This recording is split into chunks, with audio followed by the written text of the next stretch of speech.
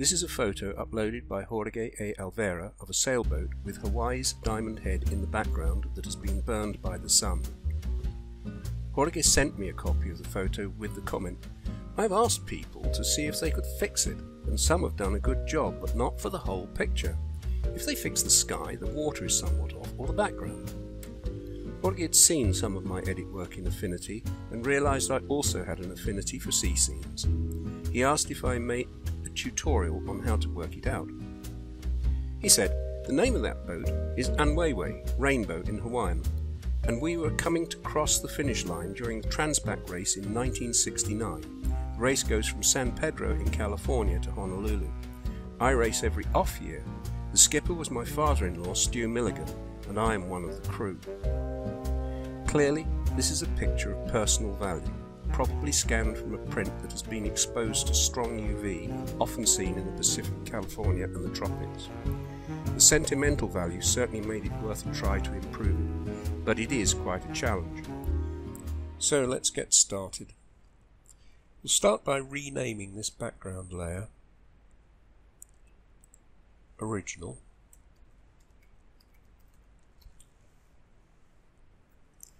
Then we'll duplicate it and rename the new layer Baseline.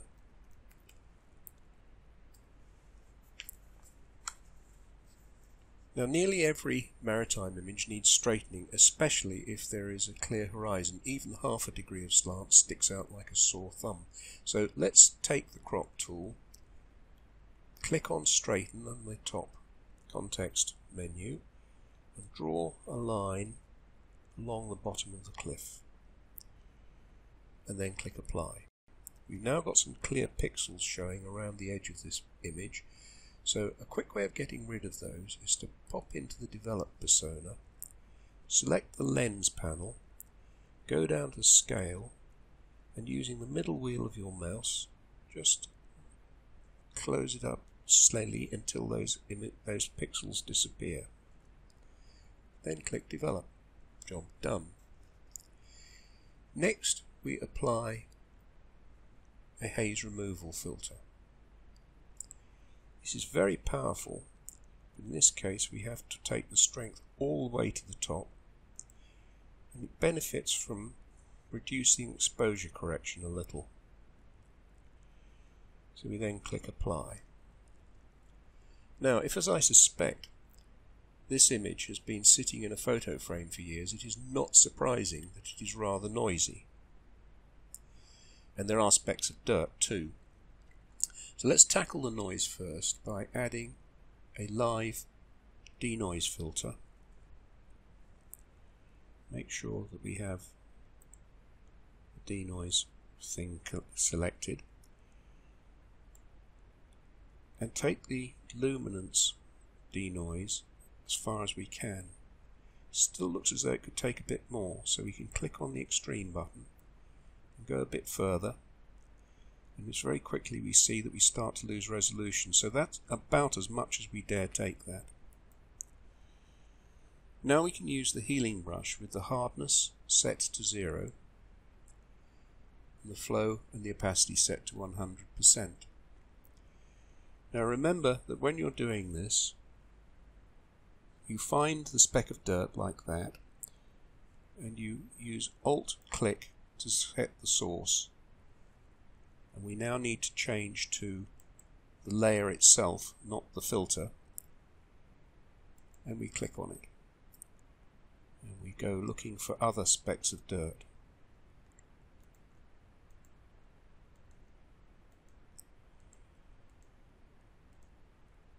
Now this will take quite some time, so this will be speeded up in the edit.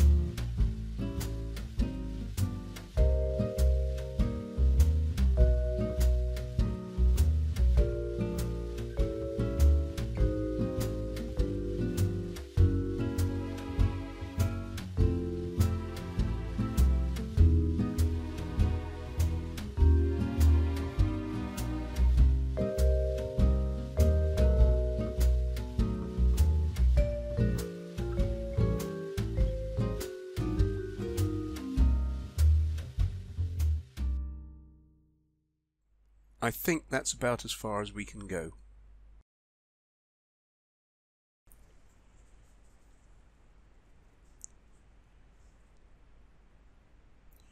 Right, so we can remember what we've done, I'm going to rename this baseline layer again and call it Straighten, Haze, Noise, Dirt. All have been done in that layer.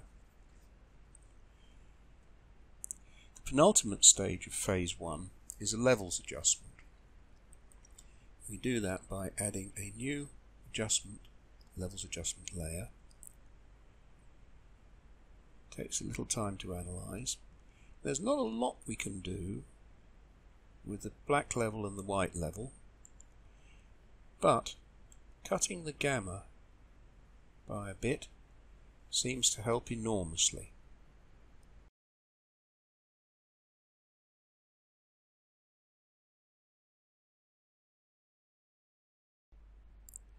Okay, now we can tackle the white balance, and this is just one way to do it. First, have a look at the color panel, make sure it is set to RGB sliders. Then hop across to the color picker tool and click on a bit of the image that you think ought to be white. I'm using the bottom panel of the spinnaker. The sliders show that there is too much red and not enough blue. For a white or grayscale, these three buttons should all be in a vertical line. Okay, so now we can add an adjustment layer, color balance adjustment.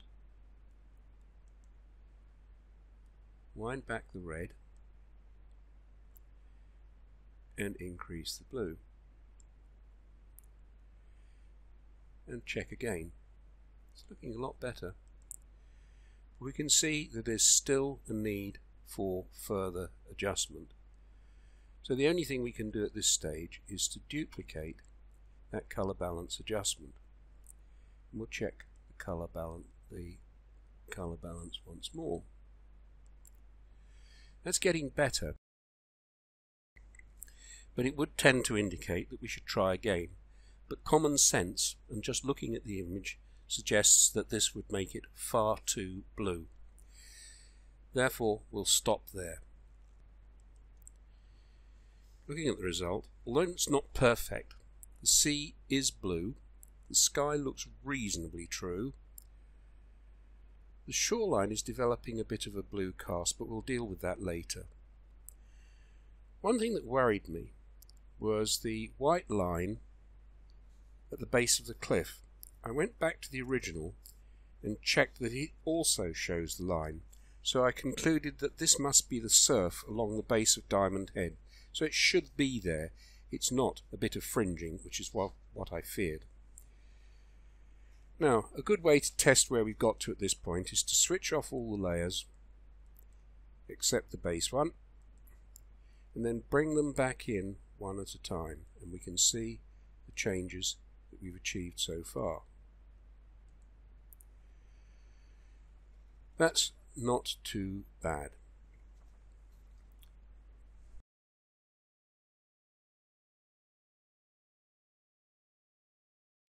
For ease of understanding, let's merge visible, the work that we've already done, which will bring it into a single layer. Note that if anything below this point is changed, we will have to redo the merged base layer, which is what I'm going to call it, and probably things that are above it.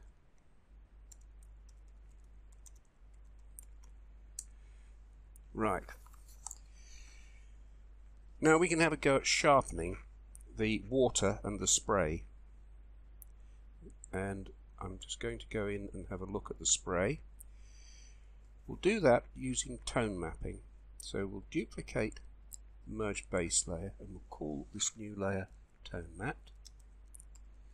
And for reasons that will become apparent in a minute, I'm actually going to put that layer into a group, which I will also call tone mapped. And my convention is that I use capitals for naming groups.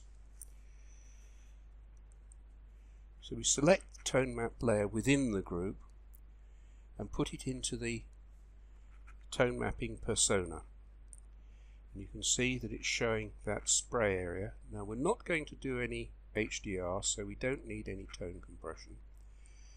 And if we take that up to the right, we can see that it does bring out more detail in the spray of the bow wave, but it's also turning the waves into things that look a bit like plastic.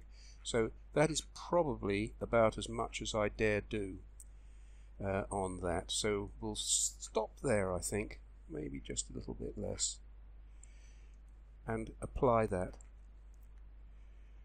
Okay, it's done quite a lot of damage to the sky and to the sail and maybe the boat itself, so what I'm going to do is apply a mask to that tone map layer and invert it using Control I.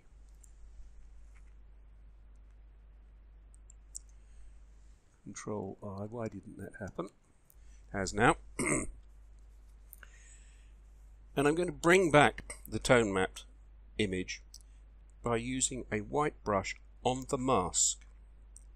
So you'll see it brings back the texture that the tone mapping produced. For reasons that will become apparent in a little while, I'm also going to include the cliffs, because when I first did this I thought, hey, that's quite an improvement to the cliffs. It's brought out the texture quite nicely. Go in a bit, reduce the brush size, and get in some of these little gaps here.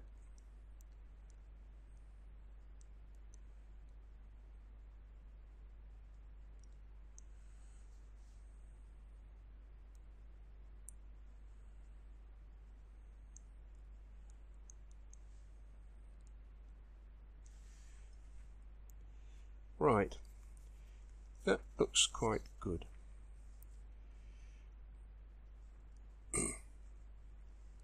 Now, it hasn't brought out the spray as well as I had hoped.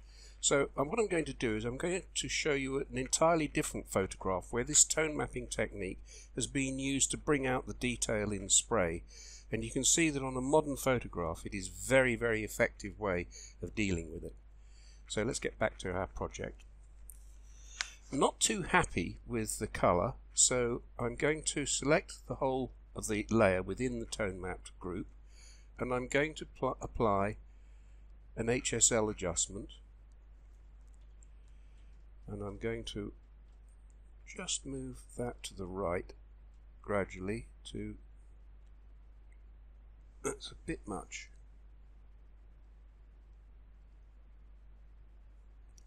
I think I'll go there and just drop the saturation a little bit.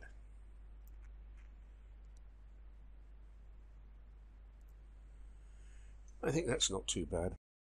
And maybe we can play a bit with the brightness and contrast. It's always worth having a look to see whether brightness and contrast will make a difference. So we'll take the brightness up quite a way. And we'll drop the contrast down a little, I think. Right. It's getting better now. And if you feel that the effect on the waves is too strong, you've always got the possibility of changing the opacity, which will return you to the original image. Now I think we're okay, so I'm going to leave the opacity at 100%. Now the sky is not looking too bad, but we can have a look to see whether it can be improved at this stage. So we go back to the merged base. We'll duplicate it again,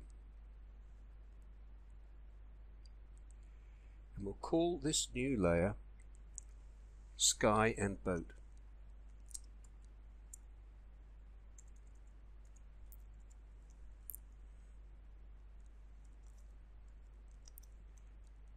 Because it's sitting underneath the tone map layer, then the only bit that you can see is the bit that we did not select in the tone map phase, which is the sky and the boat.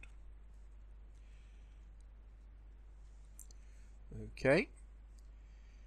Right, we can add a brightness and contrast layer here. And I think I'm going to take the brightness up quite a way. Maybe there. And take the contrast down. And that seems to me to have helped the sky along a bit.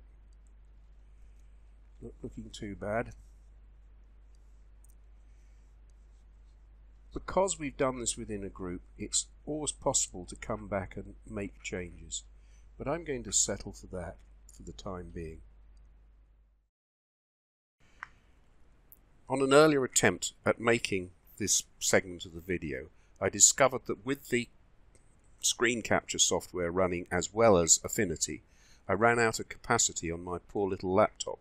So I'm going to switch off every layer below the merged base, in the hope that this helps to solve the problem. Okay, I showed this picture to Jorge. He was reasonably happy, but felt that the cliffs needed to be browner. He sent me an attempt that he had made at the picture using cut and paste techniques, which does show the colour that he is expecting on the cliffs. So I resized that to 300 pixels.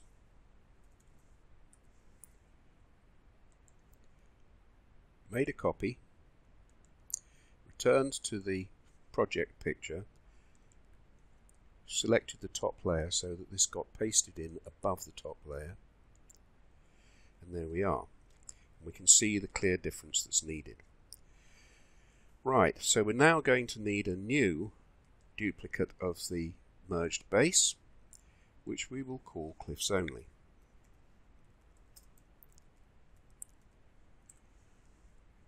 And we will move that up to the top of the stack, except that we'll be under Jorge's picture, which we better rename as well, so that we know what we've got. And I'm going to put it into a group of its own, which we will also call cliffs only. Notice capitals again because it's a group. Right. Now we're going to add an HSL layer. Sorry, before we do that, we better select the cliff to make sure it is cliffs only. I'm getting ahead of myself. And as that is so sharp, I think we can get away with just using the selection brush. Make sure that add is selected up there. Increase the brush size, and here we go. Oh dear, we've taken too much. Control Z.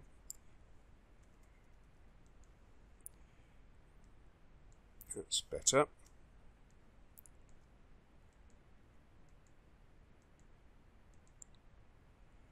Maybe a tiny little bit in there.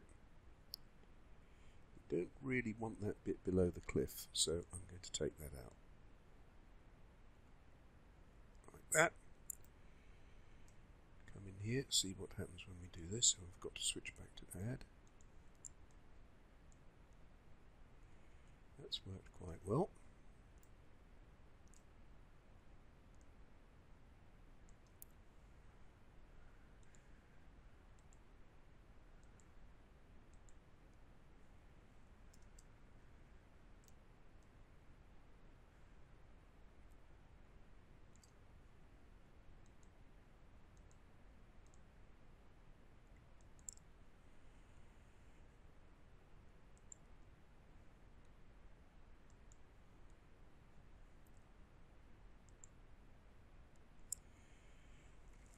Okay, I think that'll do.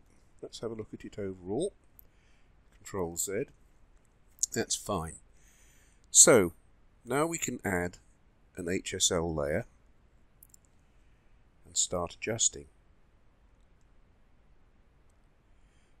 See, that's a little bit bright. So we'll take the saturation up and the colour down a bit. And that's not a million miles away. We can also use another very useful device, which I will just put in there. don't need much of it on this one, which is the selective colour adjustment. Very useful for jobs like this. And you can pick which colour you're going to play with. In this case, I'm just going to play with the blacks and whites. So we can actually make that very light or very dark, as you can see. And I would say that that's beginning to get rather close to what Jorge was wanting. We'll have a look and see whether the neutrals will help as well. I quite like that. I quite like that. Okay. That's good enough. So we can switch Jorge's picture off and have a look at what is almost the final image. There are still a few things that we can do to improve this picture. First of all, let's add an unsharp mask. Now that's nested itself in there, so we'll take it out, give it one pixel of radius, and wind the factor up a fair old way. Now that's helped quite a lot, especially for the spinnaker. Maybe just a little bit of clarity, not more than 1 pixel.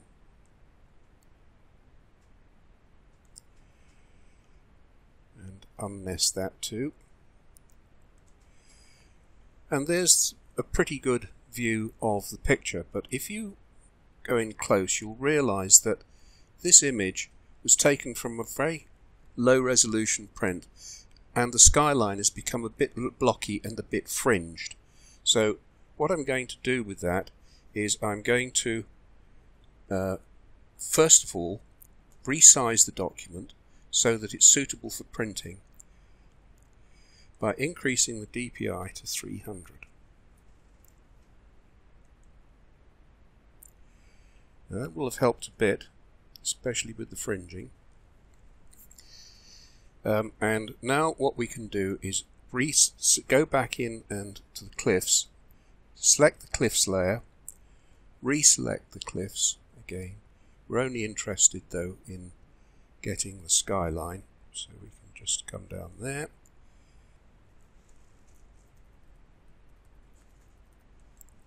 There, and along there.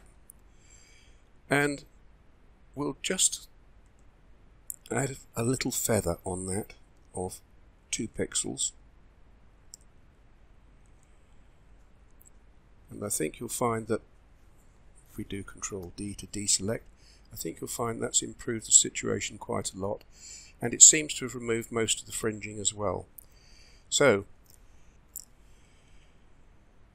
the final thing I want to do is to point out to you that there is a certain amount of muck still lying around on this picture that has probably come about as a result of the fairly heavy processing we've been doing. And perhaps some of the dirt we didn't clean up at the beginning has been amplified. So, the only way I found that would get rid of this was to produce yet another merge visible layer and call it merged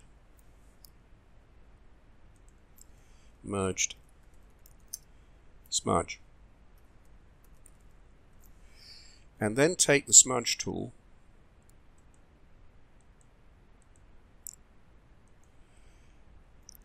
increase its size, and I've got 50 and 50 strength and 50 flow, and just have a go at some of this patterning and see if we can reduce it. And it does seem to help quite a lot.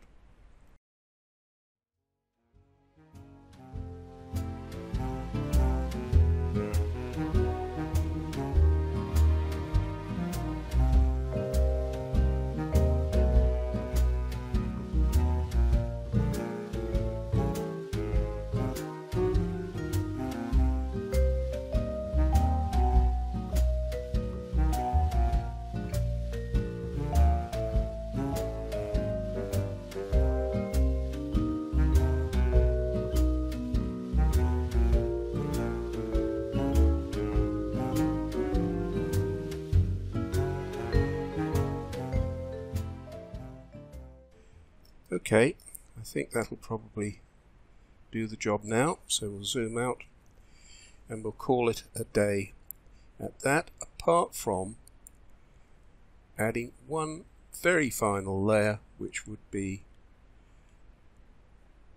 a vignette. Drop the exposure to 0, change the size, reduce the hardness, get the scale right, and then set the amount of vignette that we want. Very light vignette. What it does do is it draws the eye into Diamond Head and the yacht. So, there's the finished result.